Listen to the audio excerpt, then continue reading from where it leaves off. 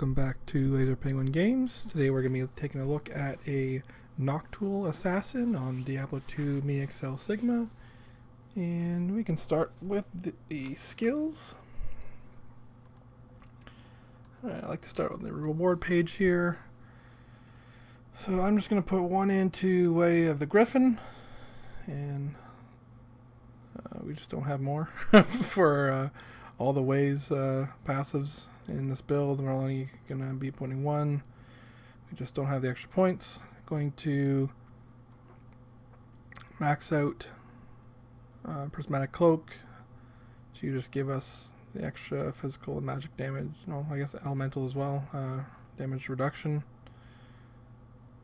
which is going to help out a lot in survival. Let's go to the martial tree here.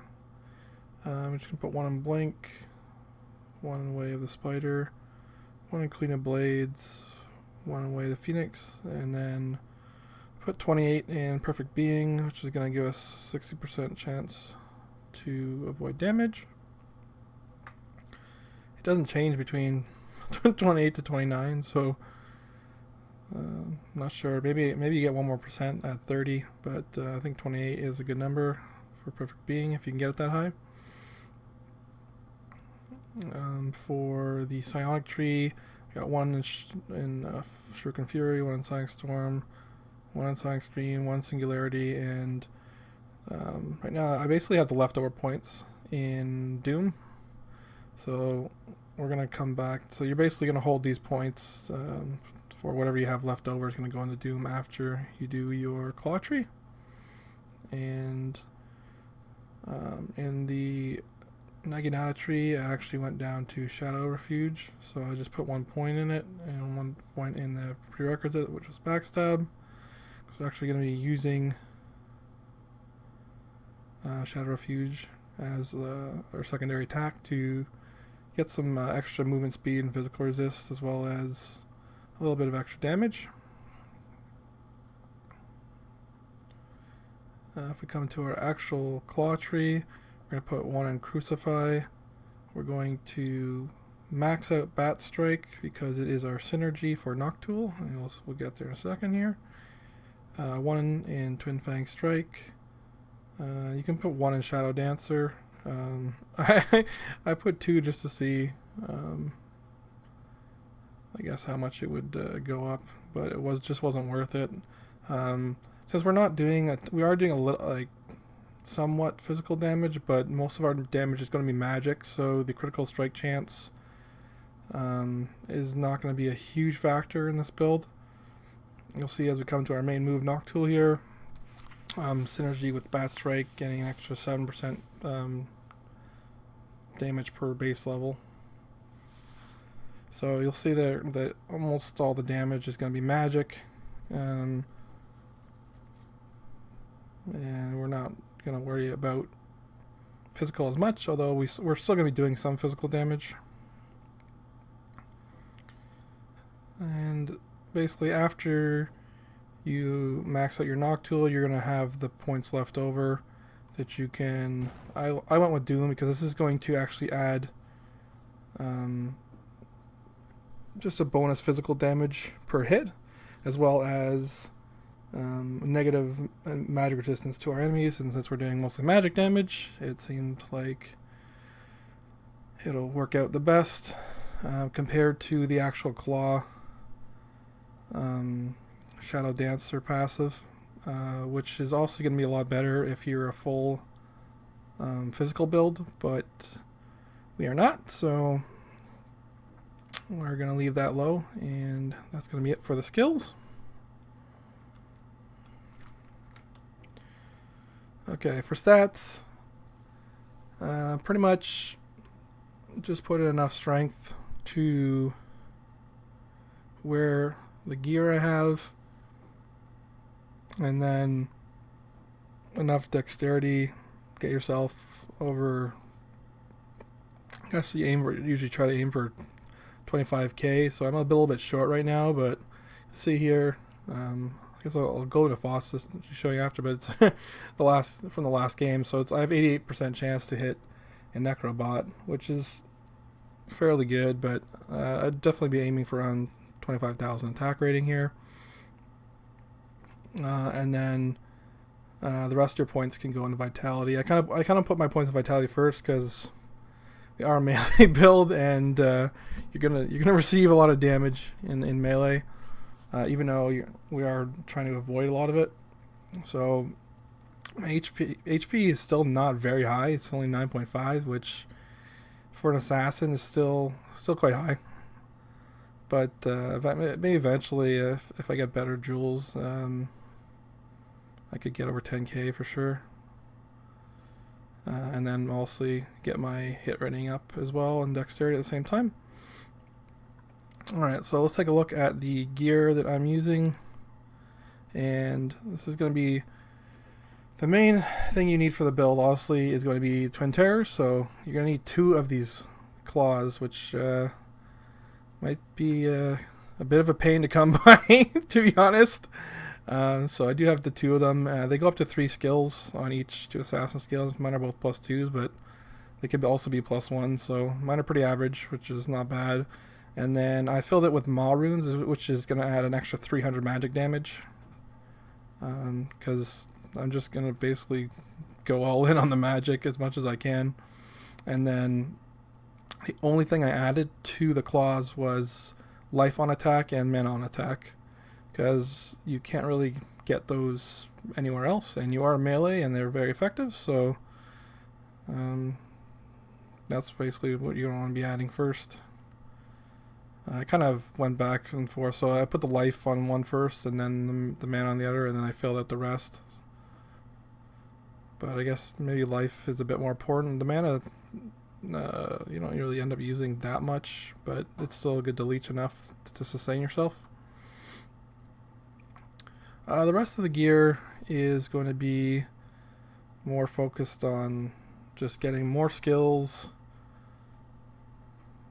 because you can't really add I looked for some other pieces to add magic damage, so you'll see here. So Eidolon is just going to add some physical damage, as well as pretty high armor, which is pretty hard to come by. As an assassin, you just have low armor, so I tried to get as much armor as I could on all the gear I'm using, because when you're in melee build, also the armor is going to be very important.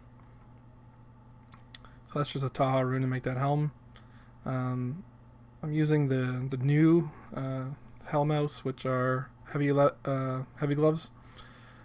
These rolled pretty poorly though. You can get a lot more defense. I think up to 2,000 added defense, and mine only added 752.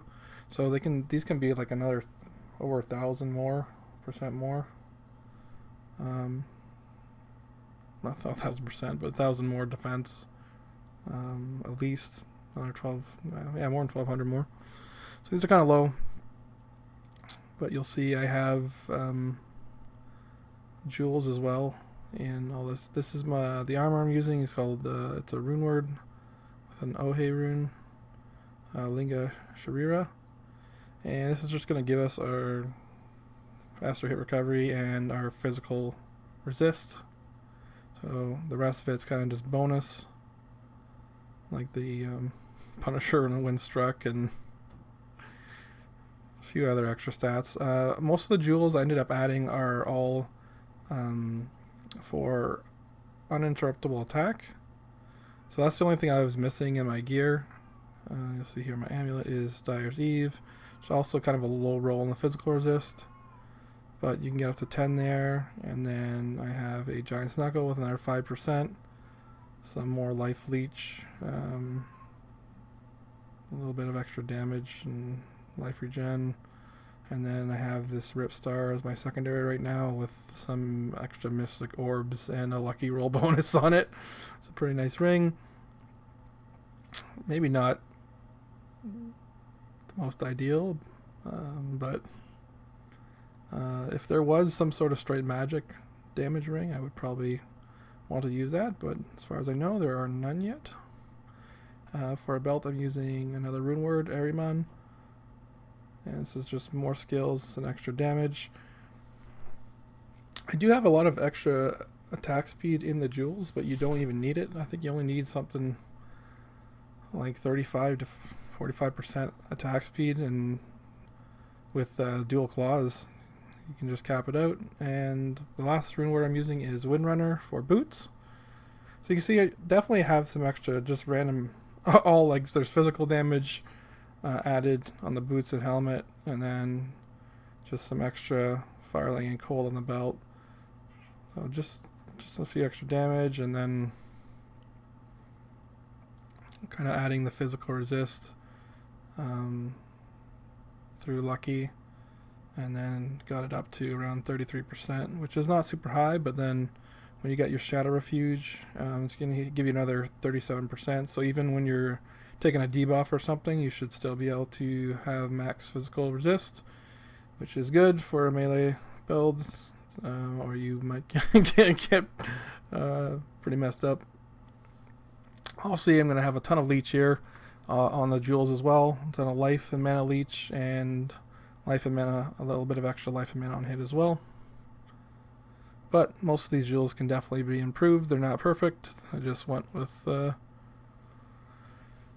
best I could make. Even though I probably did make like, or at least roll over over 100 times. So at least for this as well, the buffs are going to be pretty easy. We got the old Shamanka in the offhand with the knee runes in it. So we're going to get some Bloodlust. It's going to give us some more physical damage. And then all we need to do is turn on our Queen of Blades, and that's pretty much it. Yeah, let's go ahead and go in 2 thoughts. So we really only got 3 buttons. So we got our left attack, which is Shadow Refuge, and it's going to buff our defenses. And then I got Noctule on the right here.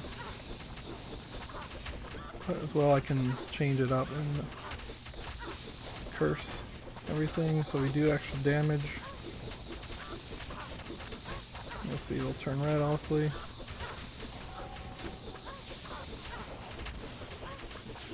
Now, as long as you're just basically holding down the button, it's pretty hard to die because you're just leeching so much. Obviously, it's different on bosses because the bosses are going to do a lot more damage. You still see that it took me a pretty long time to run out of mana, so if you actually just chug a potion while you're fighting as well, it's not going to... Oh! I wasn't hitting anything. Get back in there quick though, at least.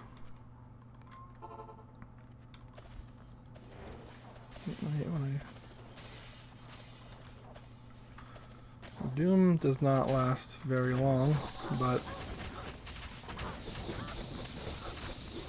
when it is up, you're going to do a lot of extra damage.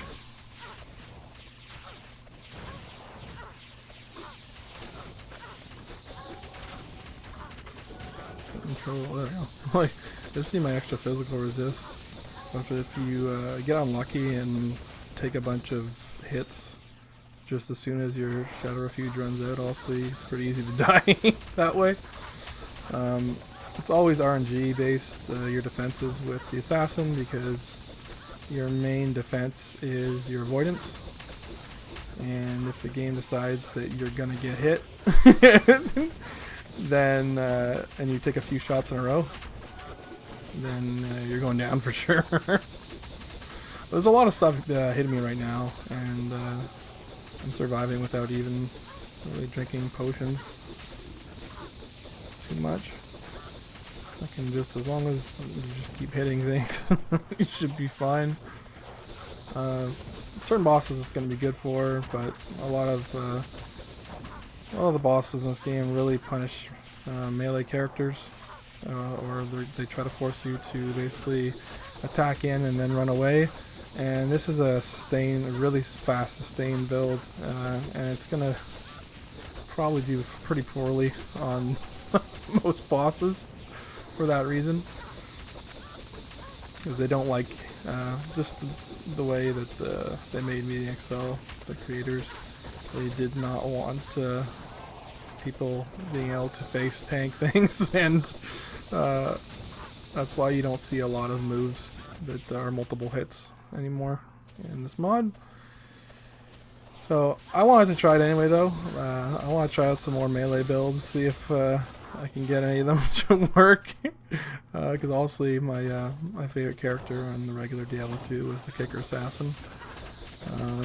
But it's not bad. Like, at least I can do Fots with the melee build assassin, so I'm pretty happy with that. And if you have any other questions about the gear or just any comments, leave them below. And thanks for watching, and we'll see you next video. Hello everyone who made it to the end of the video. This is LaserPen Games, reminding you to smash that like button, leave a comment below, and subscribe to the channel if you haven't already. It really helps out. And if you're looking for even more content, check out my Patreon here, where I post exclusive video content every month, and you'll have access to all of that.